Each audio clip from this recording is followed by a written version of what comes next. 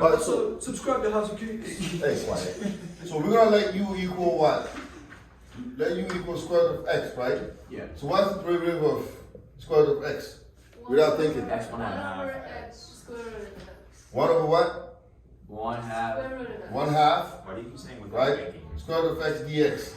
It's 1 half. Oh, 1 half. Right, square root of x dx. If you do, you forget that, right? Now we know that we can split this, right? So we know that the du 1 half 2. I mean, 2 du will be equal to what? 1 over square root of x dx. Correct? Because I'm trying to get 1 over square root of x dx by itself. Wait, couldn't du also equal dx over 2? Yeah, yeah, you can do that too, right? And now we just go back and just substitute that in here.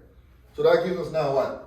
2 outside, and then e to the what? E to the u du, right? Because 1 over square root of x dx is 2 du, and then square root of x is u, so it's just e to the u. Now we can find the antiderivative. Oh, never mind. Are we good? All right, so the antiderivative will be what?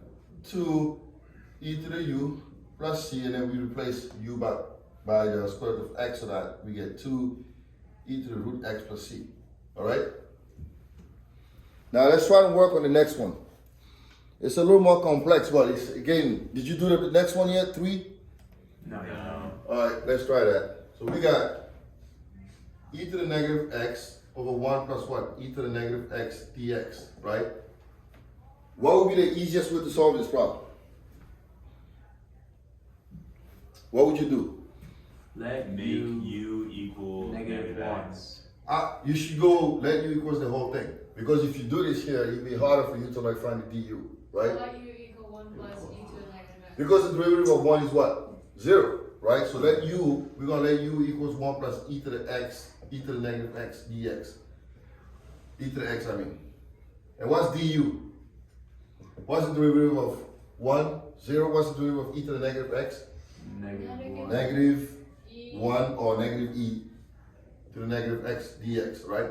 And now we just go back and substitute that in here. So we have a negative 1, so we get negative du over u, right? Now what's the antiderivative of 1 over u du? We did it. What is it? Y'all forgot? What's the derivative of 1 over u? 1. No. Oh, 0. Natural log of absolute value. Natural log of absolute value. Got you. Negative natural log of what? U plus c, right?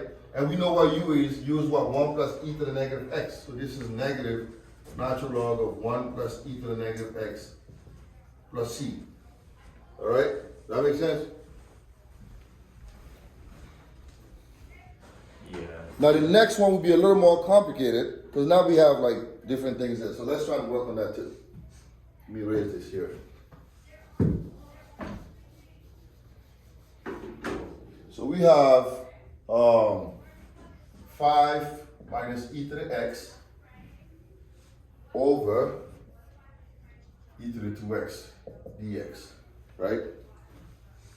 So what do you think the easiest thing to do here is? I think you should make u Let u equal 5 minus. No. Let u equal e to the power 2 over x. Right, we can do that. Yeah. This is 2x. And remember, we can split these two. We can split them if you want, right? Because if you don't split them, it'll be hard for us to solve it. So it's better to split them to begin with, right? So I'll start by saying this is like 5 over e to the 2x, right? Minus e to the x over e to the 2x, right? dx. Now we know we can take this what? Up, can't we? Yeah. Yeah. That'll be e to the negative x. All right? So this gives us what? 5 e to the what? Negative 2x2, right?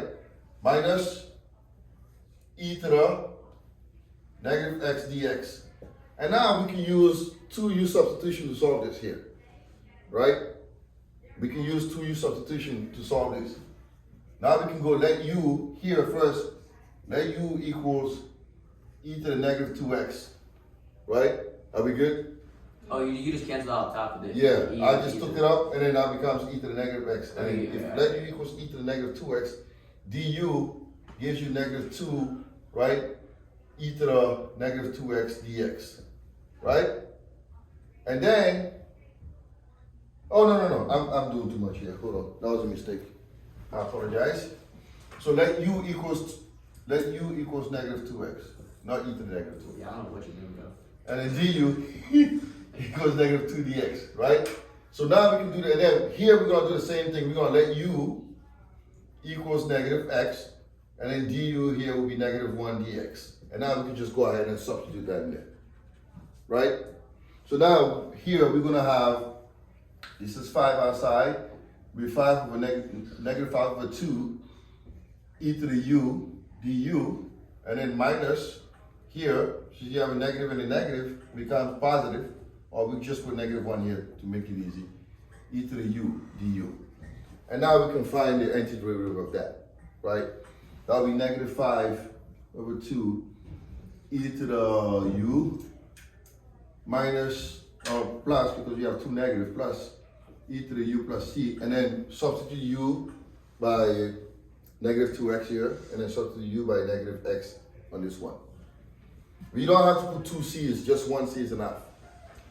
So that gives us, Wait, why did you put the u on the outside of the, which one? on the first one? 5 over. Wait, shouldn't it be? Why not put the 5 on the outside? Yeah, why did you put it outside? Well, because I don't want to, I mean, you can do that too. You can keep it in here, it's not going to change anything. You can put it outside or inside. Wait, shouldn't remember? in the parentheses right there be negative 2 instead of negative 1? Here? Yeah. No, because it's negative 1 dx. Yeah, but it should be negative 2 though, right? No, let u equals negative x for the second one. I separated this into two, right? For the left one, we let u equals negative 2x.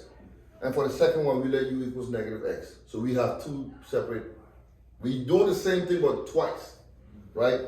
So now this is e to the negative 2x plus e to the negative x and then plus c.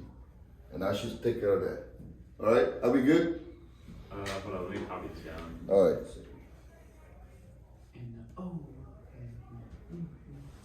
I also want to try one of them with the cosine.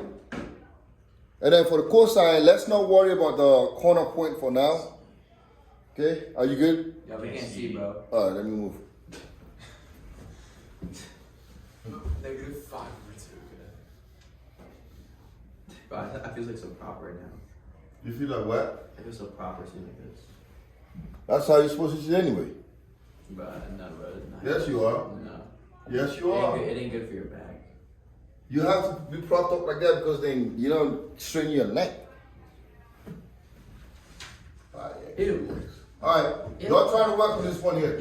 So we have p sine pi x cosine pi x dx. Bro, did you just make a problem? No, I didn't make it up. It's on your sheet. No, it ain't food.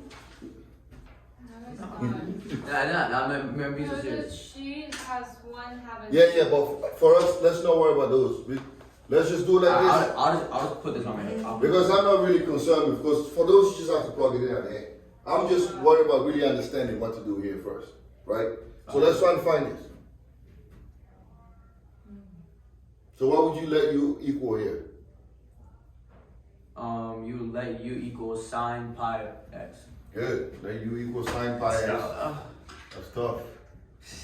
And what's du? Negative cosine. Negative. No, the derivative of sine is what? Cosine. First pi, right? Pi cosine pi x X. dx. Don't forget the pi, because you have to Pi do derivative on the inside. Alright. Right? And now cosine x, pi x dx is what? Du over pi. Right?